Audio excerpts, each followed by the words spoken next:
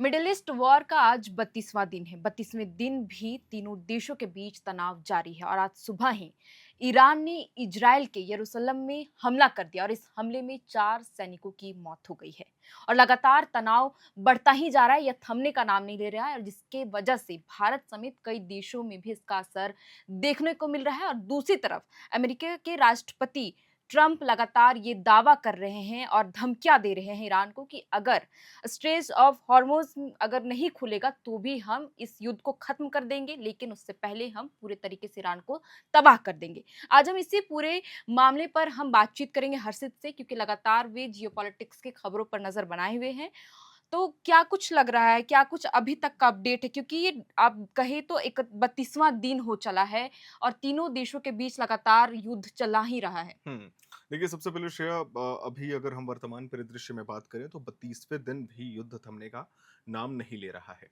America और Israel ने Iran के कई परमाणु ठिकानों पे, जो वो कह रहे हैं, दावा कर रहे हैं कि हम परमाणु ठिकानों को तबाह करने की कोशिश कर रहे हैं, जिसमें अराक, अरकदान, इरफहान, नतान्ज और बुशहर जैसे अहम परमाणु स्थलों को निशाना बनाया गया है। यानी कि ये 5 जहाँ पे जी, परमाणु ठिकाने जी, हैं। और ये दावा करता आ रहा था। आपको याद होगा बीच में जब युद्ध चल रहा था, आपको याद है 2 से ढाई महीने पहले ईरान ने बॉम्बिंग की थी ईरान पे। हुँ, अमेरिका ने, माफ हुँ। करिएगा, यूनाइटेड स्टेट्स ऑफ अमेरिका ने ईरान पे बॉम्बिंग की थी और ये दावा किया था, यूनाइटेड नेशंस को ये जवाब दिया था कि हम ईरान जो न्यूक्लियर पावर डेवलप कर रहा है, न्यूक्लियर वेपन डेवलप कर रहा है, उसे बर्बाद करने की कोशिश कर रहे हैं, क्योंकि अगर हम ऐसा नहीं करते हैं, तो हुँ, हमास, हिजबुल्लाह जैसे आतंकवादी संगठन, जिसको यूएसए और इजराइल आतंकवादी संगठन मानते हैं, बिल्कुल, उनका ये तर्क था कि ईरान उन्हें परमाणु हथियार दे दे, हथियार देगा। है ना? तो अब आज का ये सबसे लेटेस्ट अपडेट यही है कि यूएसए और इजराइल ने इन 5 ठिकानों को, जिन्हें ये कहा गया है कि ये परमाणु स्थल हो सकते हैं, हमने इसे तबाह कर दिया। लेकिन वहीं दूसरी तरफ जो आपने इंट्रोडक्शन में भी बात कही थी श्रेया, कि कि स्टेट, यरूशलेम में भी हमला किया बिल्कुल, गया आज सुबह ही। इज़राइल को भी क्षतिग्रस्त करने की कोशिश लगातार की जा रही है बिल्कुल। ईरान के द्वारा, और कहीं न कहीं आप देखिएगा, एक पॉइंट है जिसके बारे में आज शायद हमें सबसे ज़्यादा डिस्कस करना चाहिए, वो ये है कि ट्रंप के खिलाफ बहुत बड़ा मोर्चा यूएसए के अंदर ही वहाँ के लोगों ने खोल दिया है। आखिर तो क्यों? इसका असर मतलब इस वॉर में पड़ सकता है क्या? देखिए, मेरे हिसाब से तो नहीं पड़ना चाहिए, हुँ, कारण बता रहा हूँ। जब वो प्रोटेस्ट चल रहा था तो डोनाल्ड ट्रंप की तरफ से पता है क्या हुआ था? हुँ, ऊपर से एक प्लेन पार किया गया था हुँ। और प्लेन पे लिखा गया था, ही इज़ योर डैडी। यानी कि ट्रंप आपके डैडी हैं, जो लोग प्रोटेस्ट कर रहे थे। तो मुझे नहीं लगता है कि ट्रंप को कुछ अफेक्ट होगा, और कहीं न कहीं एक बात बहुत ही सटीकता से हमें समझनी चाहिए श्रेया, कि ये जो डिस्टर्बेंस चल रहा है ग्लोबल पॉलिटिकल सिनेरियो में, अगर आप हुँ, देखिएगा तो भारत को बहुत ज़्यादा क्षति पहुँच रही है। आज हमने ग्राउंड रिपोर्ट कवर किया श्रेया, आपने देखा, हम गए हुए थे आप कमर्शियल गैस सिलेंडर पर कमर्शियल हाँ। गैस सिलेंडर्स को लेकर के। बिल्कुल, सरकार ने कहा है पैनिक नहीं होना है, बिल्कुल हुँ, नहीं होना है। लेकिन सवाल हमारा ये भी है कि अगर घरेलू उपभोक्ताओं को हम पैनिक ना करें, चलिए उनको मिल जा रहा है गैस, हुँ। लेकिन जो कमर्शियल यूज़र्स हैं, जिनके छोटे से ढाबे के चलते 3-4 स्टाफ काम करते हैं, उनके हुँ। बाल बच्चे पढ़ते हैं, उनका मतलब उनका क्या? पूरा परिवार उस पे डिपेंडेंट है कि यहाँ से काम हो रहा है तो घर में पैसे आ रहे हैं, लेकिन वो भी बंद हो गया अब। बिल्कुल, वो भी बंद हो गया है। ब्लैक में 7,000 8,000 रुपए में आपको कमर्शियल सिलेंडर्स दिया जा रहा है।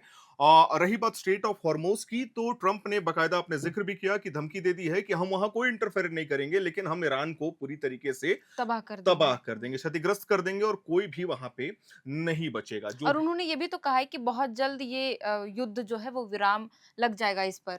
देखिए, युद्ध विराम 2 तरीके से लगता है। अब आप इसे समझने की कोशिश करिएगा। इज़राइल गाज़ा पे अटैक करता है। हुँ, गाज़ा पट्टी, फिलिस्तीन का मामला चल रहा था। कितना लंबा चला, आपको भी याद बिल्कुल। है। रूस यूक्रेन के युद्ध को आज लगभग 3 साढ़े 3 साल हो गए हैं। यूक्रेन एक छोटा-सा हिस्सा है। बशर्ते आप ये कह सकते हैं कि वो नाटो का हिस्सा है, और नाटो का आर्टिकल 5 ये कहता है कि नाटो के किसी एक देश पर हमला, यानी पूरे 3100 के 3100 देश पर हमला। हुँ, यही रीज़न है कि यूक्रेन आज इतने लंबे समय से टिका हुआ है, वरना रशिया को शायद 5 मिनट नहीं लगेंगे यूक्रेन पूरे को खत्म करने खत्म में। करने हुँ, में। तो युद्ध पे विराम लगना ये बहुत ही प्री प्लान्ड प्रेडिक्शन होगा शायद, मेरे हिसाब से, क्योंकि अभी जो वर्तमान परिदृश्य आप देखिएगा, आप लगातार ये खबर देख रही हैं श्रेया, हमसे बातचीत भी कर रही हैं। अगर इज़राइल ईरान पे अटैक कर रहा है, तो ईरान भी पीछे नहीं हट रहा। हुँ, स्ट्रेट ऑफ हॉर्मुज़ को ब्लॉक किया हुआ है, वो लगातार इज़राइल के जेरूसलम हो या फिर अलग-अलग हिस्सों में बॉम्बिंग कर रहा है। इनफैक्ट जो दुश्मन भी नहीं है ईरान का, जैसे कतर हो गया, हुँ, सऊदी जी हो और गया, उनको भी क्षतिग्रस्त करने की कोशिश कर रहा है। हर्षित, इसके अलावे थोड़ी देर पहले ही ट्रंप ने बाकायदा एक सोशल मीडिया पर वीडियो साझा करते हुए उन्हें लंबा चौड़ा पोस्ट भी किया है। क्या कुछ उन्होंने पोस्ट करते हुए लिखा था? देखिए, वो ये दिखाना चाह रहे थे कि अमेरिका कितना शक्तिशाली हुँ, है ना? हम बहुत सारे जगहों को तबाह कर रहे हैं, लगातार अटैक कर रहे हैं और उनका ये दावा है कि ईरान का ऑयल रिसोर्सेज़ पे कब्ज़ा ही शायद अमेरिका के लिए एक शांति होगा। हुँ, ट्रंप को शायद खुशी मिलेगी, लेकिन ये युद्ध जिस स्तर पर अभी है श्रेया, जिस गति में चल रहा है, ये अंदाज़ा लगाना शायद मुश्किल होगा कि ये धीमा होगा क्योंकि मुझे ऐसा महसूस होता है या लगता है कि ईरान उन देशों में है जो झुकने वाला नहीं है। हुँ, जब आपके आत्मसम्मान पे या फिर आप डू एंड डाई वाली सिचुएशन में फंसे हो जैसे आप इजराइल का उदाहरण देते हो ना कि चारों तरफ उसके दुश्मन हैं। हुँ, कतर हो गया, इधर फिलिस्तीन गाजा हो गया, इधर आप ले लीजिए ईरान हो गया, ईरान के बाद आप यूएई ले लीजिए। यूएई के भी कई देश जो हैं वो इजराइल को उतना पसंद नहीं करते, वो चारों साइड से दुश्मनों से घिरा हुआ है, लेकिन वो अपनी अस्तित्व के लिए लड़ रहा है। और बिल्कुल। जब कोई देश अस्तित्व के लिए लड़ने पर मजबूर हो जाए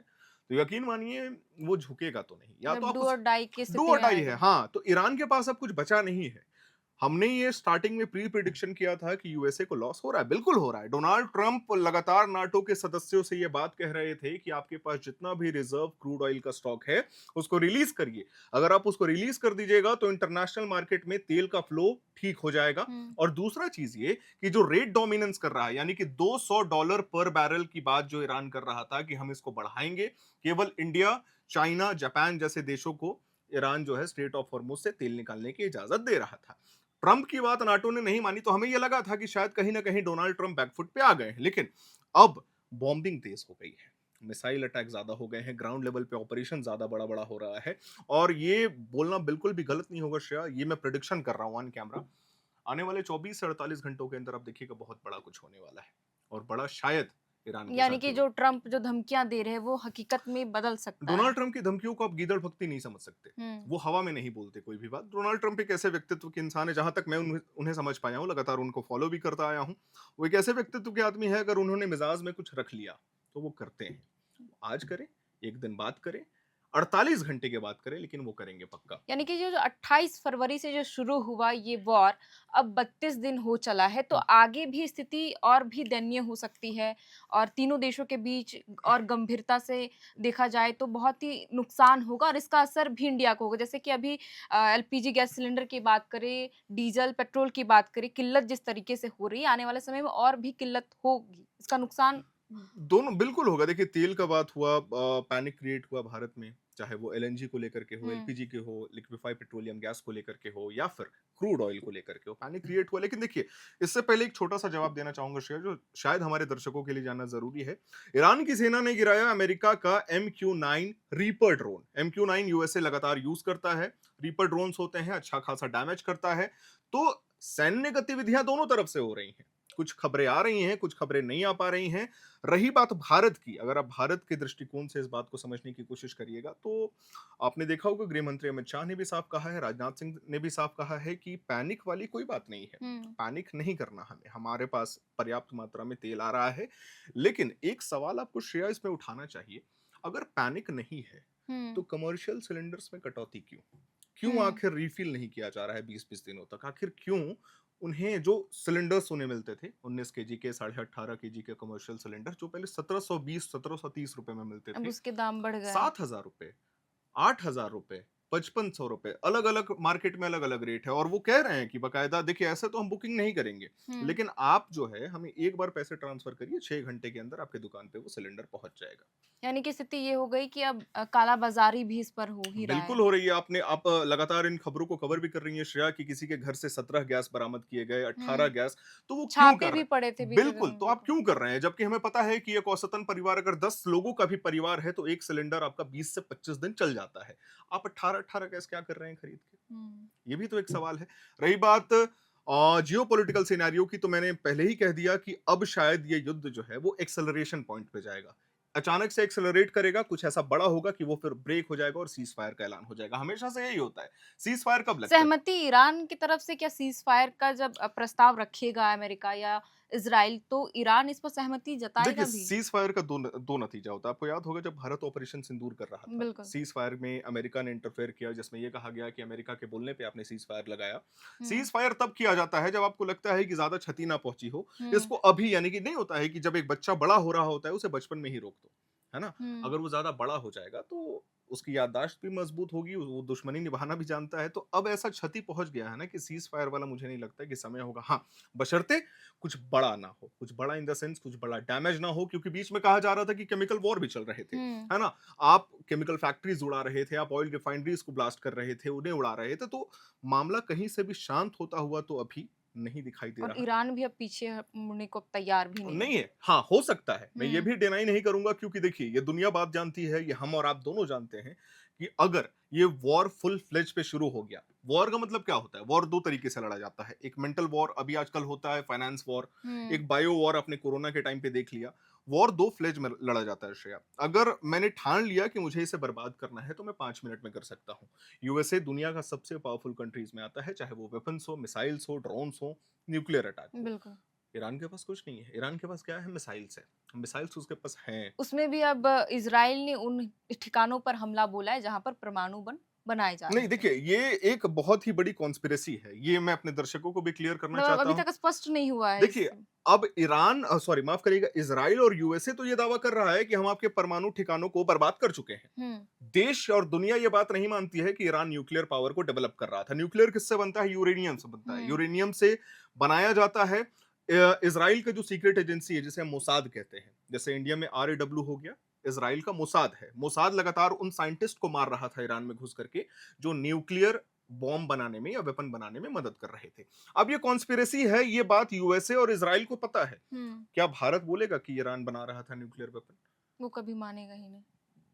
और कोई देश, मतलब एक होता है ना कि पुख्ता सबूत, हाँ, बहुत हुँ, सारी चीजें होती हैं जिसको समझना शायद जल्दबाजी होगी, क्योंकि वो अटैक कर रहा है, वो दुनिया के सामने यही बोलेगा कि ईरान जो है वो न्यूक्लियर वेपन बना रहा था जिसके चलते हमने इंटरफेयर किया। हुँ, लेकिन उसको तो एक सहारा चाहिए ना अटैक बिल्कुल। करने का, वो ऐसे ही तो घुस करके नहीं कर सकता। माडूरो को रातों रात उठा लिया गया, वेनेजुएला पे अटैक कर दिया जाता है, सोनिक बॉम्ब का इस्तेमाल हुआ था, इतनी तेज आवाज हुई थी कि कान से खून निकल गया था जब यूएसए के नेवी सील्स वहां पे उतरे थे वेनेजुएला में।